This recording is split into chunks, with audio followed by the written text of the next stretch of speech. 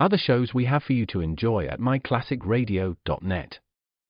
The Avengers was most certainly not a household name in South Africa prior to the radio series. With no national television service until 1976, the mechanism simply was not present in the country to show television programs to mass audiences. While many other countries reveled in the filmed adventures of John Steed and Company, South Africa was not equipped to join in the fun. The series took Britain by storm and made a major impression in the American markets, being that greatest of rarities, a British series given a network transmission slot.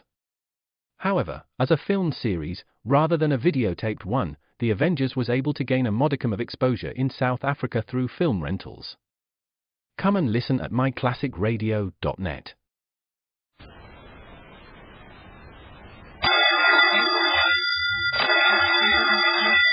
Calling all detectives. I once had a case in which a mystery story writer provided the chief exhibit, his own murdered body.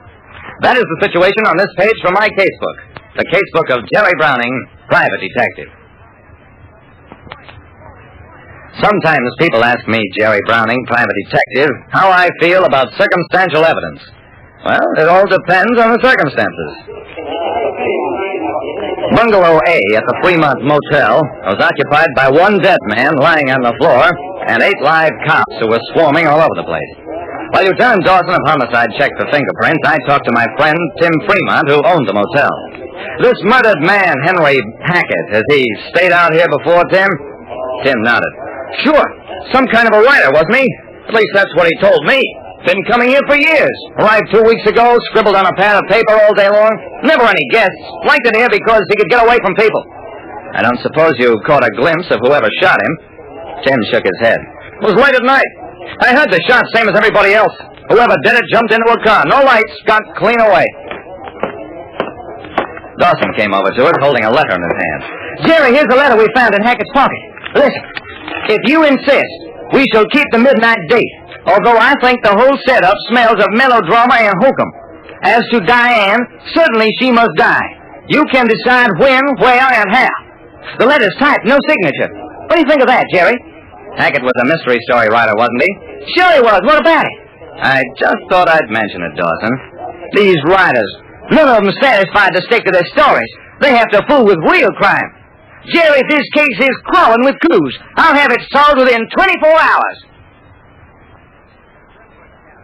When Henry Hackett, a mystery story writer, was murdered, the police found a letter that seemed to name his murderess.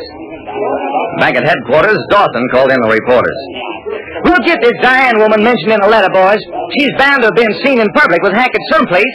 He intended to kill her, only she killed him first.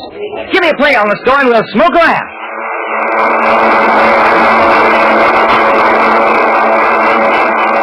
The boys really gave the story a play. They smeared it all over page 1. Late that afternoon...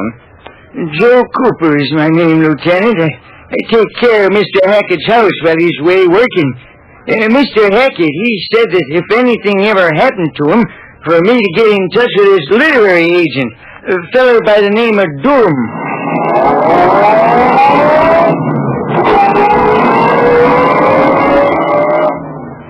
Dwight Durham, the literary agent, was sleek, well-groomed, and amused.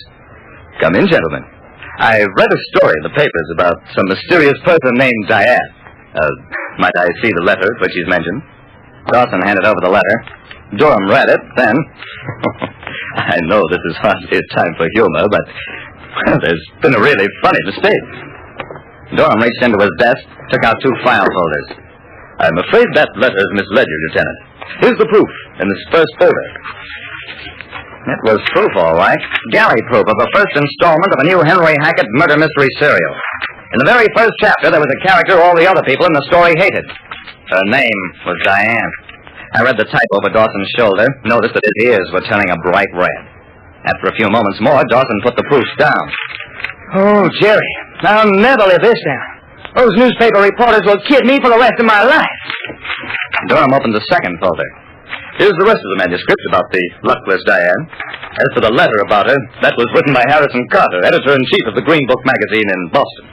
You can call him and check on it if you like. Dawson reached for the phone. Don't think I won't.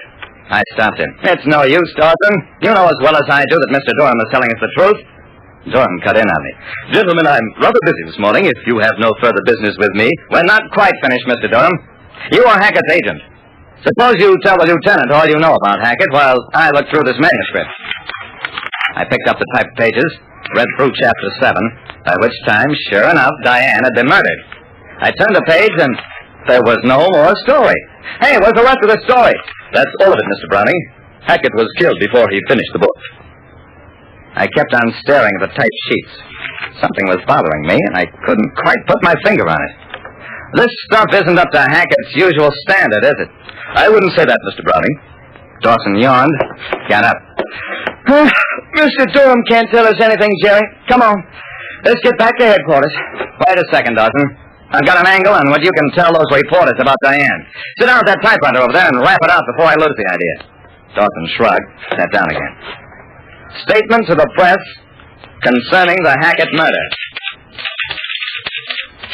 Please do not release until after the arrest of Hackett's murderer. I've got that, Jerry. Go ahead. I didn't answer. Instead, I reached over, pulled the sheet out of the machine. I turned to the agent. Mr. Durham, I've changed my mind about phoning the editor of the Green Book in Boston. I'll call him now to find out whether Hackett usually sent in his scripts typewritten or in longhand. There was a long pause. Then Durham smiled weakly. Never mind. I'll answer that. Hackett wrote in longhand. I suppose you've noticed that the type on my typewriter checks with the typing of these manuscript pages. Well, I type his scripts from the longhand drafts when he mails them to me. Okay? Where are the original pages? I don't save them. Jerry, what's this all about? Dawson, this is about a literary agent who took his client's original manuscript, threw it away, and wrote substitute chapters. Why did you do that, Mr. Durham? Durham kept denying and finally admitted under pressure that he did rewrite Hackett's material. Claimed it was within his rights as literary agent to do so. Dawson was handling the questioning now. Durham was lying desperately and beginning to show fear, out of all proportion to the spot he was in. I didn't listen to his answers, just kept watching his eyes. And 10 minutes later... Don't ask him anything else, Dawson. I think I know where Hackett's original manuscript is. I opened the bottom drawer of a file cabinet across the room, the spot Durham had been staring at. Yeah? I found Hackett's original script, a complete story with one character who did not appear in Durham's version. The character of a crooked literary agent, one who took a power of attorney from writers and then squandered their money. That's how Hackett had intended to show up his agent, and that's why the agent murdered him and wrote a few chapters of a completely new version of the book. Why did I suspect Durham? Remembering that Hackett worked in longhand was part of it, but mostly I know writers. And any mystery writer who turns out only 7 chapters in 2 weeks wouldn't last long in that tough business.